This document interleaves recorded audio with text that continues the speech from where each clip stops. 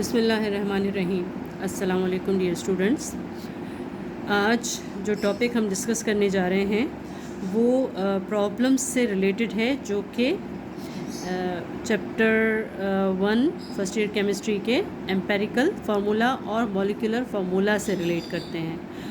और इसमें हम कोशिश करेंगे कि एक्सरसाइज के क्वेश्चंस भी कवर हो सकें, और इसके अलावा भी अगर कोई क्वेश्चंस हमारे पास होते हैं तो उनको हम सॉल्व करके आपको बताएं।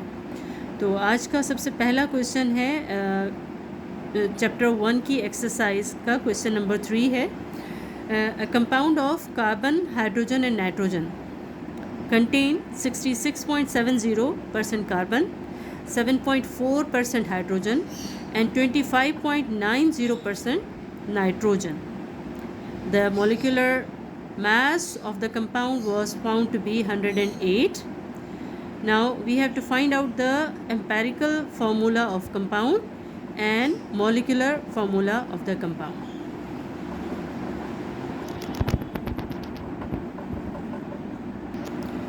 एम्पेरिकल फार्मूला के जब हम कोई भी न्यूमेरिकल सॉल्व कर रहे होते हैं या डिटेक्ट कर रहे होते हैं, तो उसका सबसे पहला स्टेप होता है कि एलिमेंट जो कंपाउंड के अंदर प्रेजेंट है वो हमें मालूम हो। तो यहाँ पे ऑलरेडी इस क्वेश्चन के अंदर एलिमेंट जो मौजूद हैं वो इसमें बताए गए हैं कि कार्बन, हाइड्रोजन और नाइट्रोजन मौजूद है। इसका सेकंड स्टेप ये है कि इन एलिमेंट्स के मासेस हमें मालूम हो और उसके बाद उसकी परसेंटेज कंपोजिशन मालूम की जाए, जो कि सेकंड और थर्ड स्टेप होता है। तो हमारा ये जो क्वेश्चन है इसमें हमें परसेंटेज कंपोजिशन ऑलरेडी गिवन है।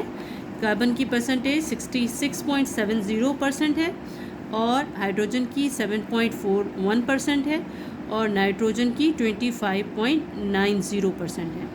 और हमें ये जहन में ज़रूर रखना चाहिए कि जो कंपाउंड हमारे पास होता है, तो इन तमाम कंपाउंड की जो परसेंटेज है इनका टोटल 100 होना चाहिए। तो अगर हम इन तीनों को ऐड करेंगे तो ये 100 ही होंगे। तो इसको सॉल्व करना हम शुरू करते हैं। नेक्स्ट स्टेप इसका ये होगा कि परसेंटेज कंपोजिशन के बाद हम मोल रेशियो फाइंड आउट करते हैं। और मोल का फॉर्मूला क्या होता है? मोल इज़ इक्वल टू, हम लिखते हैं moles of carbon is equal to mass. अब इसकी जो परसेंटेज है इसको हम मास कंसीडर करते हैं। इसका mass moles of carbon is equal to mass upon molecular mass या एटॉमिक मास। कार्बन का एटॉमिक मास होगा 12, और इसको जब हम कैलकुलेट करेंगे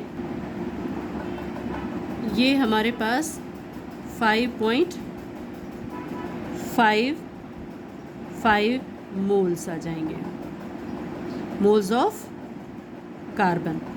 अब इसी तरह से moles of hydrogen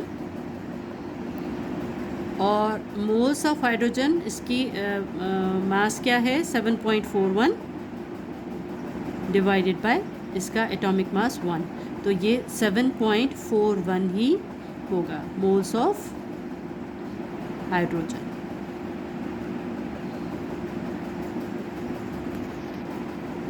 moles of hydrogen find out करेंगे तो इसका मास 7.41 और इसका डिवाइडेड बाय एटॉमिक मास, तो ये 7.41 मोल्स ही हो जाएंगे। अब मोल्स ऑफ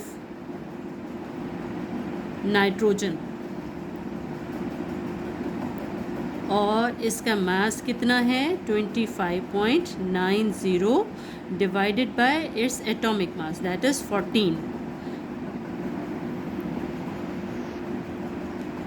तो ये हमारे पास आ जाएगा 25.90 डिवाइड बाय 14, तो ये आ जाएगा 1.85 मोल्स ऑफ नाइट्रोजन।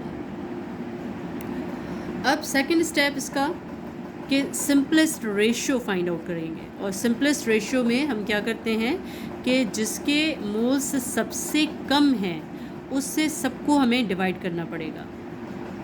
जिसके मोल्स सबसे लीस्ट मोल्स हैं, कार्बन के 5.55 मोल्स हैं, हाइड्रोजन के 7.41 मोल्स हैं और नाइट्रोजन के 1.85 मोल्स हैं। तो सबसे सिंपलेस्ट या लीस्ट मोल्स जो हैं वो नाइट्रोजन के हैं। तो नाइट्रोजन से हम सबको डिवाइड कर देंगे, नाइट्रोजन के मोल्स से सबके मोल्स को डिवाइड कर देंगे। अब इस स्टेप में हमने तमाम मोल्स को, कार्बन के मोल्स को नाइट्रोजन के मोल्स से डिवाइड किया, हाइड्रोजन के मोल्स को नाइट्रोजन के मोल्स से डिवाइड किया और नाइट्रोजन के मोल्स को नाइट्रोजन के मोल्स से डिवाइड किया। तो हमारे पास जो मोल्स आए वो 5.55 डिवाइड बाय 1.85 जब कैलकुलेट किया तो हमारे पास आंसर आया मोल्स ऑफ कार्बन 3 और हाइड्रोजन 7.41 डिवाइडेड बाय 1.85 ये आया 4.00 समथिंग है, तो ये 4 ही काउंट होगा और नाइट्रोजन के मोल्स हैं ये डिवाइड होके 1 हो जाएगा। तो हमारे पास सिंपलेस्ट रेशो कार्बन के 3 मोल्स, हाइड्रोजन के 4 और नाइट्रोजन का 1। तो इस तरह से हमारे पास जो एम्पेरिकल फार्मूला आया वो हमारे पास कुछ इस तरह से आया कि कार्बन 3, हाइड्रोजन 4 एंड नाइट्रोजन 1। ये हमारे पास एम्पेरिकल फार्मूला है जो कि न्यूमेरिकल्स हमें दिया गया था। Empirical formula of the compound is C3H4NN. Empirical formula of the compound is C3H4N. ये हमारे पास एम्पेरिकल फार्मूला डिटेक्ट हो गया। अब बारी आती है मॉलिक्यूलर फार्मूला फाइंड आउट करने की। मॉलिक्यूलर फार्मूला का क्वेश्चन जब भी आएगा ये जहन में रखिए कि मॉलिक्यूलर मास क्वेश्चन में गिवन होगा और आप उसमें देखिए कि 108 molecular mass is given in the question, ये लाजमी इसमें गिवन होगा। मॉलिक्यूलर फार्मूला फाइंड आउट करने से पहले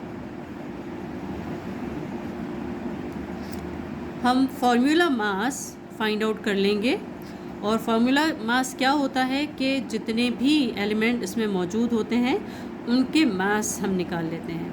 अब जैसे कार्बन इज़ 3 टाइम्स तो 3 × 12 हो गया और हाइड्रोजन इज़ 4 टाइम्स प्लस 1 × 4 और ऐड हो गया ये 1 × 14 यानी कि नाइट्रोजन। तो इसका हमने फार्मूला मास फाइंड आउट कर लेना है ताकि इसके मॉलिक्यूलर फार्मूला हम इजीली फाइंड आउट कर सकें। और ये हमने इसका सम निकाल लिया तो ये हमारे पास आया 54। Formula mass of the compound which is taken from the empirical formula and that is 54.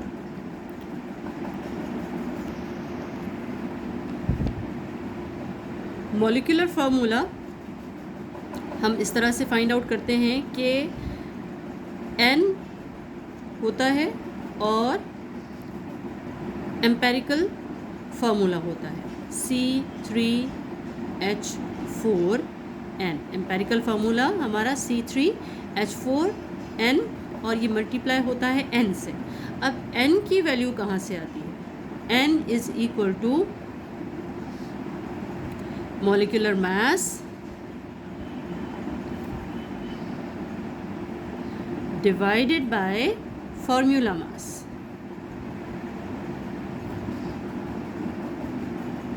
Formula mass हमने यहाँ से निकाल लिया और जब भी मॉलिक्यूलर फार्मूला पूछा जाएगा ये याद रखिए कि मॉलिक्यूलर मास हमेशा गिवन होगा। तो molecular mass is given that is 108 और फार्मूला मास इज़ 54।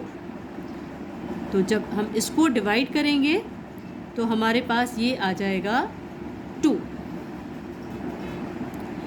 अब n इज़ इक्वल टू 2 ये हम यहाँ पे इसके साथ लगा देंगे 2 and C3H4N और 2 हम इसके साथ इस फार्मूला के साथ लगा देंगे एम्पेरिकल फार्मूला के 2 C3H4N।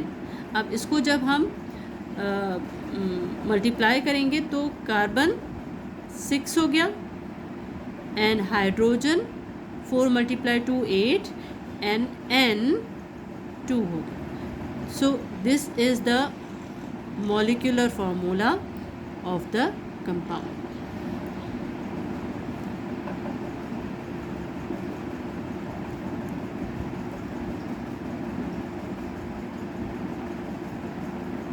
तो इस तरह से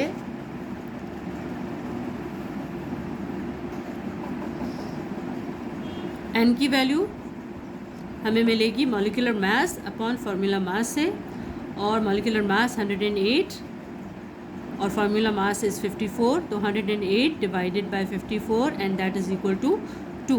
N की वैल्यू हमें मिल गई यहाँ पे, तो N हम इसके साथ लगा देंगे 2, that is multiplied with the empirical formula and that is C3H4 and N, और इसको मल्टीप्लाई कर लेंगे, 2 को अंदर मल्टीप्लाई कर लेंगे।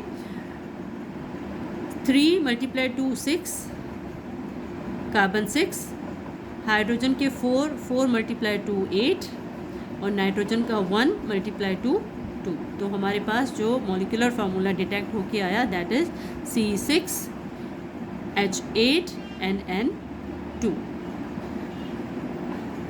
इस न्यूमेरिकल में हमने एम्पेरिकल फार्मूला भी डिटेक्ट किया और मॉलिक्यूलर फार्मूला भी डिटेक्ट किया। This is up for today. Thank you. Allah हाफिज़।